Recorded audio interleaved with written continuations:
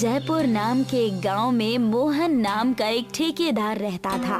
हमेशा मोहन मजदूरों को काम दिया करता था और उनका घर चलाया करता था। इसीलिए हमेशा गांव के लोग उसकी इज्जत किया करते थे और उसका कहना माना करते थे। तुम जैसे मजदूर अगर किसी को मिल जाए तो उसके भाग्य संवर जाए। 7 दिन के काम को तुमने 12 दिनों में किया है। समझदार तो हो ही। मालिक, हमें तो लगा कि आप हमें डांटेंगे, लेकिन आप हमारी तारीफ कैसे कर रहे हैं? अरे बेवकूफ, जितने ज्यादा दिन काम उतने ज्यादा दिन के पैसे। तुम सबके साथ साथ मैं भी तो कमा ही रहा हूँ ना। ऐसे ही मोहन चालाकी से लोगों को ठग लिया करता था और इस बात की किसी को भनक तक नहीं लगती। कुछ दिन बीत चुके थे। सरकारी रोड मैंने पिछले साल बनाई थी, उसके पैसे के लिए मैं अब तक भटक रहा हूँ। आप सबको अब तो शर्म आनी चाहिए। ज्यादा तेज ना बोलो। ये सोचो कि हम तुम्हें पैसे देने के लिए तैयार तो हैं, वरना दूसरों को तो हम अंदर भी नहीं ले रहे। अपने आप को खुशकिस्मत समझो। मालिक, आज कुछ हुआ? आप हमारे पैसे कब तक देंगे? रानी, मैं आज भी खाली हाथ ही आ रहा हूँ। उन्होंने अब जवाब देना ही बंद कर दिया है। हमारे पैसे कहीं डूब न जाएं। हे भगवान, मैं अपने परिवार को कैसे पालूंगी? ये सब कुछ आपके छल और कपट की वजह से हो रहा है। अगर आपने सबके साथ अच्छे से काम किया होता तो आज ये नौबत नहीं आती। हाँ हाँ, बड़ी आई मालिक को कहने वाली। जब तक पैसे मिल रहे थे तब तक मालिक से अच्छा कोई नहीं था, और अब पीछे भाग रही हो। नहीं गोपाल, तुम्हें किसी से कुछ कहने की कोई जरूरत नहीं है। तुम बस मेरे साथ चलो। लेकिन मालिक, मैंने कह दिया ना, बस चलो मेरे साथ। मोहन अपने मजदूर गोपाल को लेकर अपने घर चला गया और उससे कहने लगा, जब मैं छोटा था मेरे पिताजी ने मेरे लिए बस एक ये रोड रोलर छोड़ा था ताकि मैं इसका कभी उपयोग कर सकूं। अगर मैंने मेरे मजदूरों को पैसे नहीं दिए तो मुझे उनका बहुत बड़ा श्राप लगेगा। तो आप अब क्या सोच रहे हैं? क्या करना चाहते हैं आप? मेरे पास और 2 रोड रोलर हैं, वो भी बड़े बड़े। उससे जो भी पैसे आएंगे कम से कम इसे बेचकर मैं अपने मजदूरों के पेट तो भर पाऊंगा।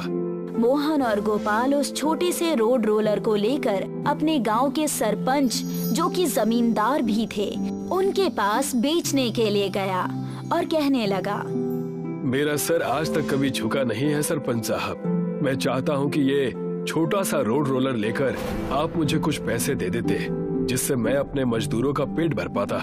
देखो मोहन, मेरे बाद गांव में किसी की इज्जत और सम्मान है तो वो तुम हो। मैं क्यों नहीं तुम्हारी तकलीफ समझूंगा, लेकिन मेरी एक शर्त है। कैसी शर्त है साहब? मैं कुछ समझा नहीं। देखो, मैं कोई भी चीज लेने के बाद दोबारा नहीं देता, और तो और तुम्हें ले जाना होगा तो 2 गुनी कीमत देनी होगी। बोलो, मंजूर है? जी, मैं अपने मजदूरों के लिए कुछ भी कर सकता हूँ, मुझे ये मंजूर है। मोहन सरपंच से पैसे लेकर वहाँ से चला गया और जाकर अपने मजदूरों के लिए खूब सारा खाना राशन लेकर आया। मालिक, ये क्या? आप मेरी बातों का बुरा मान गए? मैं ये कुछ पैसे और राशन लाया हूँ, ये है तुम्हारा मेहनताना। इन पैसों से तुम सब अपना घर चलाना और अपनी देखभाल अच्छे से करना। मालिक, हमारे पास कोई घर ठिकाना नहीं है।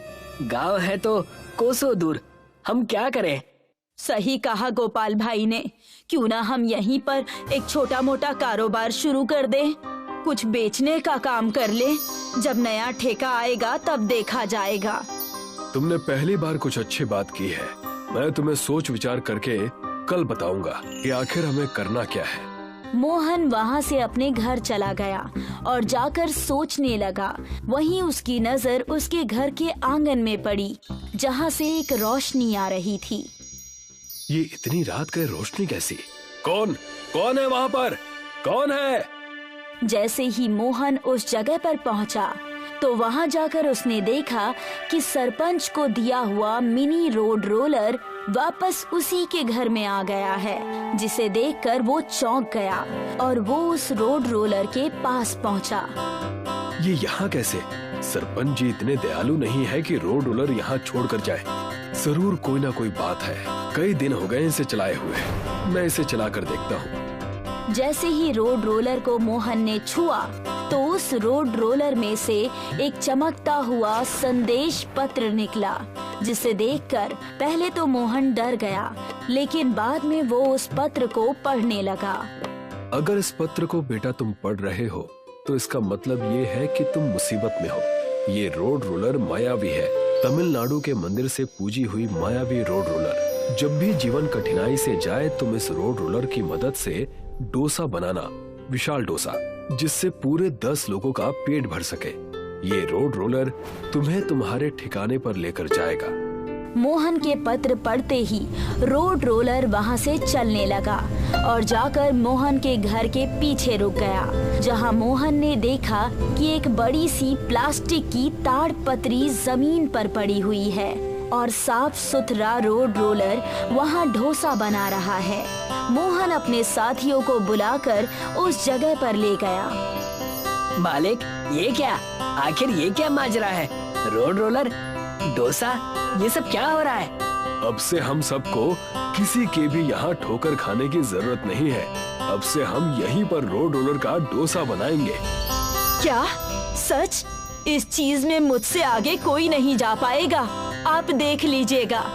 तो सबसे पहले हमें डोसा का आटा लेना है, उसके बाद उसे इस बड़े से ताड़पत्री में डाल देना है। उसके बाद उसके ऊपर मसाला डालकर ये मिनी रोड रोलर उस आटे के ऊपर अपने आप चल जाएगा और डोसा तैयार।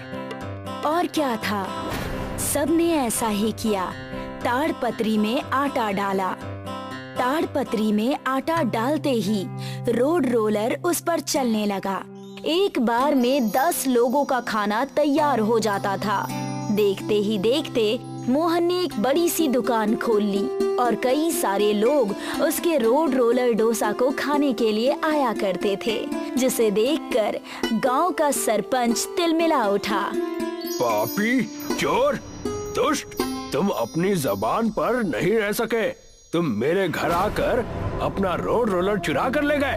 मैंने तुम्हें कहा था जब भी ले जाओगे तुम्हें 2 गुना लगान देना होगा, लेकिन तुमने मेरी बात फिर भी नहीं सुनी।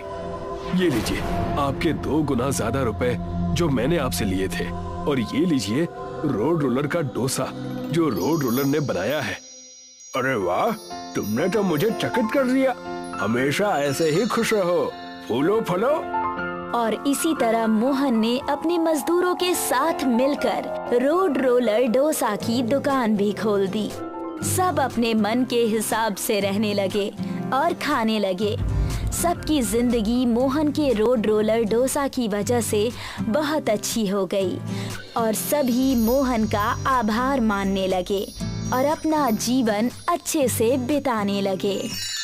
अम्मा नाम की एक मशहूर डोसे वाली थी। अम्मा की दुकान गांव के बीचों बीच थी। सुबह की पहली किरण के साथ अम्मा अपनी दुकान खोल दिया करती थी और ग्राहकों का वहाँ हमेशा तांता लगा रहता था। अम्मा, आपका डोसे का तो जवाब ही नहीं अम्मा। ना जाने कैसे इतना स्वादिष्ट डोसा बना लेती हैं आप। अपने ग्राहकों से अपने डोसे की तारीफ सुनकर नागम्मा बहुत ही खुश हो जाया करती थी। अम्मा के ज्यादातर ग्राहक सुबह सुबह नाश्ते में डोसा खाना पसंद करते थे। अरे अम्मा जी, एक स्पेशल मैसूर मसाला डोसा। बैठो बैठो, अभी देती है। अम्मा अपने सभी ग्राहकों को अच्छे से बिठाया करती थी और उनके साथ बातें भी किया करती थी। समय बीता और समय के साथ अम्मा की दुकान भी बड़ी होने लगी। अब अम्मा ने अपनी सहायता के लिए 2 और औरतों को भी काम पर रख लिया था। अब अम्मा गल्ले पर बैठकर पैसे लिया करती थीं और ग्राहकों से बातें किया करती थीं। अम्मा के सहायकों में एक वीणा थी। वीणा की नजर हमेशा अम्मा के पैसों पर थी। यहाँ हम दोनों हमेशा काम करते रहते हैं और वहाँ अम्मा को देखो, सिर्फ पैसे बटोरती रहती है। और हमें क्या मिलता है? हमें अपनी तनख्वाह मिलती है, उसमें भला कुछ होता है क्या? वहाँ देख, अम्मा के पास कितने सारे पैसे हैं। वो उनकी कमाई है। आखिर सालों से उन्होंने इतनी मेहनत की है, तब जाकर ये दुकान इतनी बड़ी हुई है। वही तो मैं तुझे बोल रही हूँ, हमें भी अपनी दुकान डालकर मेहनत करनी चाहिए। ना रे बाबा ना, ये सब मुझसे नहीं होगा, मेरे लिए तो ये तनख्वाह ही काफी है। वीना ने बहुत समझाने की कोशिश की, लेकिन लक्ष्मी ने उसकी बात ना मानी। वीना कई दिनों तक अपनी दुकान डालने की सोचती रही और आखिर एक दिन वीना ने अपने डोसे की दुकान खोल ही ली। अम्मा का डोसा 10 रुपए था तो वीना ने 8 रुपए में डोसा बेचना शुरू किया। धीरे धीरे सारे ग्राहकों की भीड़ वीना के डोसे की दुकान की ओर बढ़ने लगी। ये देख वीना बहुत खुश थी, लेकिन जल्द ही उसमें घमंड आ गया। अम्मा बहुत ही निर्मल थीं और वो अपने ग्राहकों से बहुत ही नम्रता से बात करती थीं। लेकिन वीना अब उसका घमंड बढ़ गया था। दीदी, एक मसाला डोसा दे दो। हाँ हाँ दे रही हूँ, लेकिन 10 मिनट इंतजार करना पड़ेगा। ठीक है दीदी। वो अक्सर ग्राहकों को बेफिजूल इंतजार करवाती थी। ये लो तुम्हारा मसाला डोसा। दीदी, मुझे वो हरी चटनी दे दो। अरे डाली है ना हरी चटनी, कितना वो डालूं? वीना अक्सर ग्राहकों से छोटी बड़ी बात पर बहस करने लग जाती। कुछ समय बाद वीना का घमंड इतना बढ़ा कि उसने सोचा कि वो चाहे कुछ भी कर ले, तब भी ग्राहक उसी के पास आएंगे। क्योंकि मेरा दाम कम है, इसीलिए सारे ग्राहक मेरी ही दुकान पर आएंगे। रोज रोज सुबह 6 बजे दुकान खोलकर मैं थक गई हूँ। एक काम करती हूँ, कल से 7:30 बजे खोलूंगी। अगर ग्राहकों को इंतजार करना पड़े तो मुझे क्या, मेरी तो नींद अच्छे से पूरी होगी। और अगली सुबह रोज की तरह अम्मा की दुकान खुल गई, लेकिन वीना की दुकान बंद थी। ये देख सारे ग्राहक अम्मा की दुकान पर चले गए। ग्राहकों का तांता देखकर अम्मा ने युक्ति लगाई और अपने डोसे का दाम भी 8 रुपया कर दिया। 7:30 बजे वीना ने अपनी दुकान खोली, लेकिन अब जब ग्राहक वहां पहुँचे तो दोनों दुकानों पर एक ही दाम देखकर, अरे वाह, अम्मा ने भी दाम घटा दिया। बड़े दिन हो गए अम्मा का डोसा खाए हुए। और फिर पूरा दिन ग्राहकों का तांता अम्मा की दुकान में ही था और यहाँ वीना की दुकान में इक्का दुक्का ग्राहक आ रहे थे। वीना मन ही मन जल रही थी और इस वजह से वो ग्राहकों पर चिल्ला बैठी, नहीं चाहिए तुम्हारा डोसा, तुम ही खाओ। सारे ग्राहक अम्मा की दुकान पर चले गए। आज अम्मा बहुत खुश थी क्योंकि एक बार फिर उनका व्यापार अच्छे से चल रहा था। लेकिन वीना जलन के मारे अम्मा को कोस रही थी। बच्चों, इस कहानी में अम्मा ने कुछ भी नहीं किया, लेकिन वीना के घमंड ने उसका अच्छा खासा व्यापार खराब कर दिया। अगर वो पहले ही लोगों से अच्छे से बर्ताव करती और घमंड ना करती तो आज उसका भी व्यापार अच्छा चल रहा होता। इसीलिए कहते हैं कि घमंड इंसान को ले डूबता है। आनंदपुर गांव में नदी के बीचों बीच एक बहुत ही प्रसिद्ध मंदिर था। इस मंदिर के बाहर वेंकट का एक छोटा सा स्टॉल था। इस स्टॉल में वो इडली, वड़ा और डोसा बेचा करता था। दर्शन करने आए हुए भक्त वेंकट के स्टॉल पर नाश्ता करते थे। भैया, एक मसाला डोसा दो और 2 प्लेट बड़ा सांभर देना। आप बैठिए भैया, मैं अभी ले आता हूँ। वेंकट की पत्नी डोसा बनाया करती और वेंकट ग्राहकों को संभालता था। वेंकट सारे ग्राहकों से बहुत अच्छे से बातें करता था। लोगों को वेंकट के डोसा स्टॉल पे डोसा खाना पसंद था। अरे भैया, हमें भी 2 डोसा दे दीजिए। बिल्कुल भाई साहब, आप बैठिए, मैं बनवाता हूँ, बिल्कुल गरम गरम। वेंकट और पूजा मिलकर एक साथ काम करते थे, इसलिए उनकी आमदनी भी अच्छी थी। दोनों अपने व्यापार से बहुत खुश थे। बेटा, आओ आओ बाबा, आप बैठिए, मैं आपके लिए कुछ लाता हूँ। वेंकट रोज इस बूढ़े भिखारी को खाना खिलाता था, पर ये बात उसकी पत्नी पूजा को बिल्कुल पसंद नहीं थी। क्या जरूरत थी इस भिखारी को आदत लगाने की? ये रोज चला आता है मुफ्त का खाने के लिए। पूजा, क्या फर्क पड़ जाएगा? अगर हम किसी जरूरतमंद की मदद करते हैं तो। अरे पर आप अगर इसे मुफ्त में खाना ना दो तो क्या ये मर जाएगा? ये कुछ ना कुछ और कर ही लेगा ना। भगवान का दिया बहुत कुछ है हमारे पास। मुझे नहीं लगता है कि हमें किसी की मदद के लिए झिझकना चाहिए। जय हो दयावान, आप यूं ही लुटाते रहो। ऐसा ही चलता रहा तो यहाँ भिखारियों की लाइन लग जाएगी, लाइन। मुझसे जितना बन पड़ेगा उतना करूंगा, बाकी भगवान मालिक है। वेंकट ने उस बूढ़े भिखारी के लिए कुछ वड़े, इडली और चटनी भरी और उसे दे दी। भगवान तुम्हारा भला करे। बूढ़ा भिखारी खाने लगा। तभी वहाँ मंदिर का पंडित आया। पंडित दिखने में गोल मटोल था, छोटा कद और मोटी तोंड। जय माता दी। जय माता जी। पंडित जी आइए आइए ना, बैठिए। पूजा ने पंडित के लिए टेबल साफ किया और पंडित बैठ गया। क्या खाएंगे आप पंडित जी? 2 प्लेट वड़ा, 2 प्लेट इडली, 2 डोसा। आज के लिए बस इतना ही। अभी लाती हूँ। पूजा पंडित की सेवा में जुट गई। तभी वेंकट उसके पास गया। मैं इस बाबा को मुफ्त खिलाता हूँ, वो तो गरीब है। ये पंडित तो बहुत अमीर है, तो इसे मुफ्त खिलाती है। ब्राह्मणों के बारे में ऐसा नहीं बोलते। शास्त्रों में लिखा है ब्राह्मणों को खिलाने से पुण्य मिलता है। और जब से मैंने इस पंडित को खिलाना शुरू किया है, देखो हमारा धंधा बढ़ गया है। जैसी जिसकी सोच, तुम इस ब्राह्मण की सेवा करो। मैं जा रहा हूँ भगवान जी के दर्शन करने। ठीक है, जाओ। वेंकट मंदिर में पहुंचा और उसने भगवान जी के सामने हाथ जोड़ा। हे प्रभु, हमेशा मेरे साथ रहना और सबका भला करना। मेरी पत्नी सोचती है कि भरे हुए पेटों को भरकर वो पुण्य कमाएगी। मैं जानता हूँ ये गलत है प्रभु, पर अपनी कृपा उस पर भी बनाए रखना।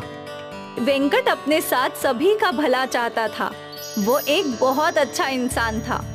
अपनी पत्नी से चुप चुप कर वो गरीब लोगों को मुफ्त में खाना खिलाया करता था। भगवान तेरा भला करे। वेंकट को जरूरतमंदों की मदद करने से बहुत खुशी मिलती थी, इसलिए वो छुपते छुपाते अच्छे काम करता ही रहता था। वही उसकी पत्नी पूजा मतलबी थी। वो सोचती थी कि भगवान उनका ही भला करे और इसी वजह से वो ब्राह्मणों की सेवा किया करती थी। खैर, ये सिलसिला चलता रहा। वेंकट और पूजा का डोसा स्टॉल भी ठीक ही चल रहा था। वेंकट गरीबों की मदद करता और पूजा ब्राह्मणों की सेवा करती। रोज सुबह 5 बजे की पहली नाव पकड़कर वेंकट और पूजा मंदिर पहुंचते थे और फिर वहां अपना व्यापार लगाया करते थे और सुबह से ही उनके ठेले पर ग्राहक आ जाते थे। फिर बरसात का मौसम आया। वेंकट और पूजा रोज की तरह नाव में सवार थे। आज लगता है तेज बरसात होगी। मतलब ग्राहक कम होंगे। वो तो है, पर जितने भी लोग हैं उनको भूखा थोड़ी रख सकते हैं। ठीक है, लेकिन जब मंदिर खाली हो जाएगा हम घर लौट आएंगे। ठीक है। वेंकट और पूजा नदी पार करके मंदिर के पास पहुँचे और रोज की तरह उन दोनों ने अपना ठेला लगाना शुरू किया। बरसात तेज हो रही थी। मुझे नहीं लगता आज कुछ खास ग्राहक आएंगे। देखते हैं। बस तभी 2-3 लोग उनके ठेले पे आए। आइए आइए भैया, बैठिए। हमें 3 प्लेट इडली और 2 प्लेट वड़ा दे दो। जी, अभी लाया। पूजा ने इडली वड़े तैयार किए और वेंकट ने ग्राहकों को दे दिए। ग्राहकों ने खाना शुरू किया। उन सबका खाकर खत्म हो गया, पर फिर भी बरसात नहीं रुकी। लगता नहीं है आज ये बरसात रुकेगी। हाँ, बरसात के कारण मंदिर में श्रद्धालु भी कम हैं। उस आदमी ने वेंकट को पैसे दे दिए। हम लोग कुछ देर यहीं इंतजार करेंगे, बरसात रुकते ही चले जाएंगे। जी चलेगा। वो लोग काफी देर तक इंतजार करते रहे, पर बरसात नहीं थमी। फिर वो लोग भीगकर नदी तक पहुँचे। नदी का विकराल रूप देखकर वो हैरान थे। नदी में एक भी नाव नहीं थी और नदी के पानी का स्तर बढ़ता ही जा रहा था। वो लोग दौड़ते हुए वेंकट के पास आए और उसे ये सब बताया। ये बाढ़ हम सबको डुबा देगी, हम में से कोई नहीं बचेगा। तभी उनके सामने वो बूढ़ा भिखारी आया। बचाने वाला वो है तो भला कोई क्या मारेगा। यहाँ हम सबकी जान पर बनाई है और ये भिखारी हंस रहा है। हमें कुछ तो करना होगा। हे भगवान, हम सबको सुरक्षित किनारे पहुंचा दो। हे भगवान, कृपा करो। वेंकट भगवान जी से प्रार्थना करने लगा।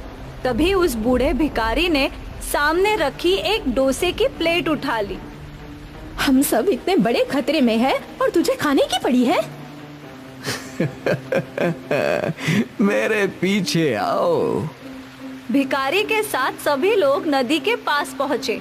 भिखारी ने उस डोसे की प्लेट को जमीन पर रख दिया और अपनी आंखें बंद कर ली और जादू से उस डोसे का आकार बढ़ने लगा। डोसे का आकार इतना बड़ा हो गया कि मानो बड़ी नाव हो। वहाँ खड़े सभी लोग हैरान थे। ये जादुई विशाल डोसा नाव नदी को बड़ी आसानी से पार करा लेगी। तुम सब इसमें बैठ जाओ। सभी लोग नाव में बैठ गए सिवाय उस भिखारी के। आप भी आइए। नहीं बेटा, मुझे बचाने वाला वो है, तुम सब जाओ। भिखारी के इशारा करते ही विशाल डोसा नाव नदी में तैरने लगी। पानी की बड़ी बड़ी लहरों का उस नाव पर कोई असर नहीं था। अंदर बैठे सभी लोग सुरक्षित थे। वो सभी लोग दूसरी ओर पहुंच गए। सभी ने भगवान जी का शुक्रिया किया और उनके उतरते ही विशाल डोसा नाव पानी में डूब गई। आज वेंकट के साथ सभी लोगों ने एक करिश्मा देखा था, विशाल डोसा बोट का करिश्मा। शायद वेंकट की अच्छाई ही थी कि उसे जादुई विशाल डोसा बोट बचाने आई थी।